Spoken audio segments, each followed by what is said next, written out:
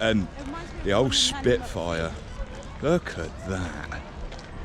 Of course, probably a Merlin engine on that one. That's awesome. A Rolls-Royce Meteor, developed by Rover, V12, 750 horsepower, 27 litre. Look at that. That's awesome. There you go, the Meteor engine. Cool, eh? Sorry? It's at 12 o'clock. Oh, at 12 o'clock. Right, we'll come back for that one then. A few moments later.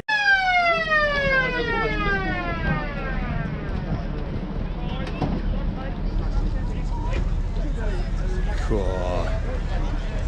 And this lovely gentleman is primed it and it's ready to go. So, yeah, this should be interesting. Oh dear. Yeah.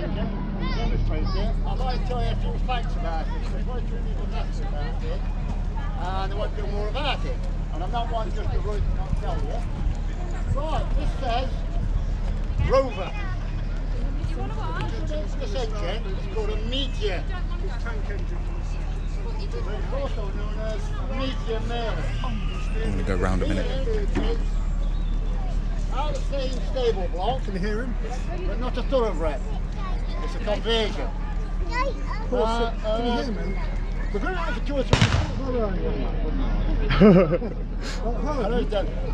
We're going out a couple of times today, two or three times today, so I'd like to tell you a bit more about it each time we're running. It sort of brings you back and listens to what more we're telling you. So I'm going to tell you about the engine. So I say its official name is called a Meteor. All Rolls-Royce engines are named after birds of prey, right from the First World War. I'm not going to go through them, but you've got Griffin, you've got Kestrel, you've got Merlin. This is the only V12 engine that's not named after a bird of prey. It's, as I say, it's a Meteor. And that came about because of Rolls-Royce wasn't doing jets. They were doing the Merlin engine, but they wasn't doing jets. I'm not going to try and tell you too much about it, but basically there's a fella called Frank Whittle. Now Frank Whittle unfortunately was two things. One, well not unfortunately, well one of them was unfortunately. First of all, he was a Rover man. Away with Rover, doing jets. But what Rover was doing was better jets than him. And he didn't like this, and Rolls-Royce found out. Now see, you got to understand that Rolls-Royce wasn't doing jets at all. They were just doing Merlin. Now the unfortunate thing for Frank Whittle, he also worked for the RAF. Meant he was a government man.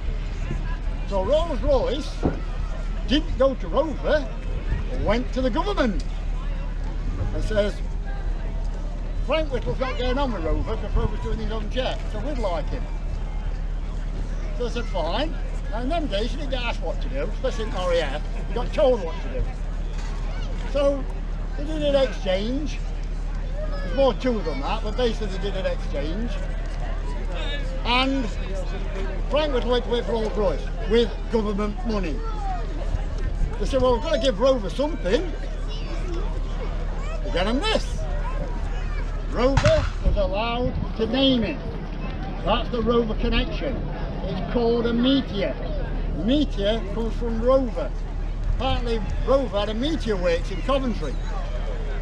So that's where the name Meteor comes from. But anyway, that's the gist of it, why the engine became what it is. Now, before we actually run into it more, I don't wish to bore you too much. What's the difference?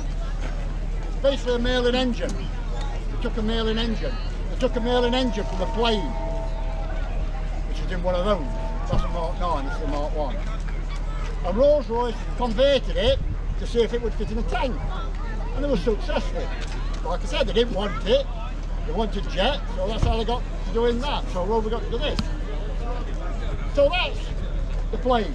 That's the plane. The plane weighs about 6 or 7 tons. That's probably a bit heavier. It's a Mark 9. The engine you're looking at powered one of these. This is a Centurion Tank. Nice. This tank weighed 52 ton. It's the same engine. You can see where we're going. It's more powerful. It's got a lot more grunt. Sports car, tank. So, this is what you're looking at. You are looking at the last model we made. The B4's Meteors is the last model we made. Rolls-Royce stopped making Merlins in 1951. Rover did not start making the Meteor until 1962. So this is the last model we're looking at. Sorry, I've already got the gist of what's the difference between one and the other. Right. We've dressed it, not as a Spitfire this year, as a Lancaster. These are Lancaster Exhaust. Obviously the next one in, if you wish to know about exhaust. Exhausts are very important to a plane. So I'll explain that to you on the next one because it might get a bit boring. So anyway, we've dressed as a Lancaster, not a Spitfire. So imagine 4 of these. Oh wow. Right. I'm just going to put these on the floor, you'll see why in a minute. And I'll explain all about the exhaust and things like that on a run-in, and we'll be doing that one around about 2 o'clock. See, this is the reason why it's 2 o'clock. This boils water quicker than a kettle. It will boil water within 5 minutes. It's using a litre a minute of petrol. We've only got 10 litres. Basically everything's health and safety. I'm not going to cook it on the first running, but the first running's always the best one because it's the coldest time. And obviously if we run it during the day, we can't run it so long, but we tend to do the same thing. So look, it's a litre of petrol, the same petrol that's in your car. Unfortunately, and after I've mentioned this, we are running it on this E10 stuff. At the moment it seems to be doing alright. If it's not running right, it's not my fault. It's the government's fault for changing the fuel. But it is running, and we are going to run it. Now we aren't going to hammer it. Well, we are going to hammer it actually, we are. But obviously I'm not running to its full capacity. Right, there's only a couple of things I need to say. Health and safety. Don't know what the rope's going to do for you. If I'd move if I were you. I'd go in that direction. Anyway, they don't break. Right, I'm not in a group. I'm not even with the Spitfire. So I'm not looking, that's alright. I'm not even with the Spitfire, I'm independent. I'm in a museum or a gang. I do this for something to do. This engine wasn't running a couple of years ago. With the pandemic, I managed to get it to run in. They don't seize up, but they do not run. So I've got this running from nothing. Let's say we've dressed it. Right, the one leading up to here, I have a donation box. Not as big as the Spitfire one, but a little one. Any donations is helpful to keep this running. It's a money pit. Any good hobby is a money pit. It's a money pit. Anyway, I'm going to run it. If anybody wants to stay after the event, you're quite welcome to come and have a closer look at it. If anybody's got any sausages and all like that, it will cook anything. It will cook anything. Anyway, run it at 2 o'clock after. I'll tell you all about the exhausts, why they are important to each plane, and we'll do another demonstration. Right, hope you enjoy it. Now this is the first run-in before I walk away. She just takes some getting going. Cold. Hello, Ruby. The daughter. Yeah.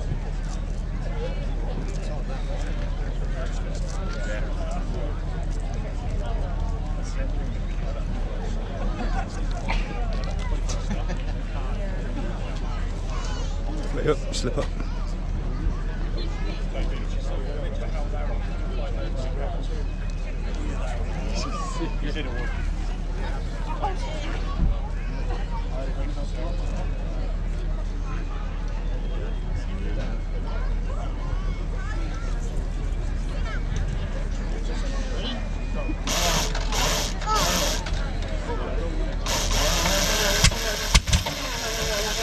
Go on.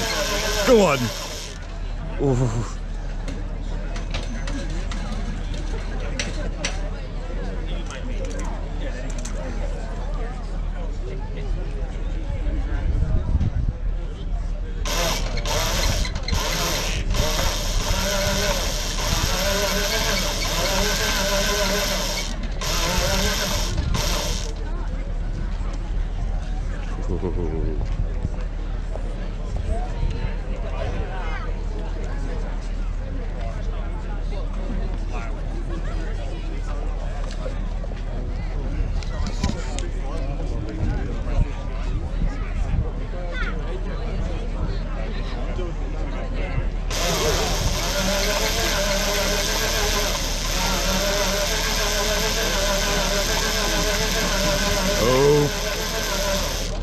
Bit of life.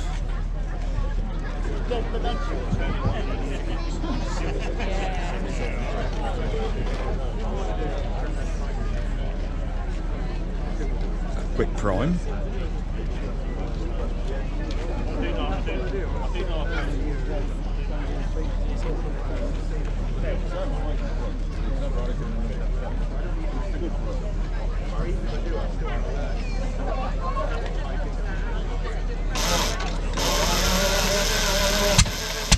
Yes. Oh.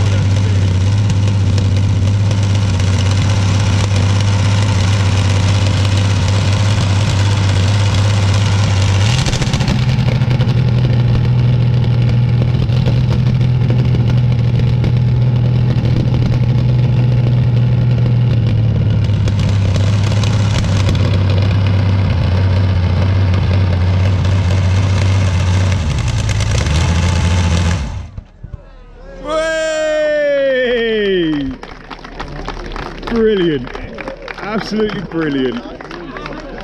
So thank you very much for that demonstration. That was truly amazing. Just to feel that pounding on my chest. Right. So thank you. No, thank you, mate. Yeah. Lovely. To watch it, always come in. Yeah, absolutely. Well, I'll be back here next year for this one. So yeah, All right, lovely to then. meet you. Thank you very much. Take care. Bye bye.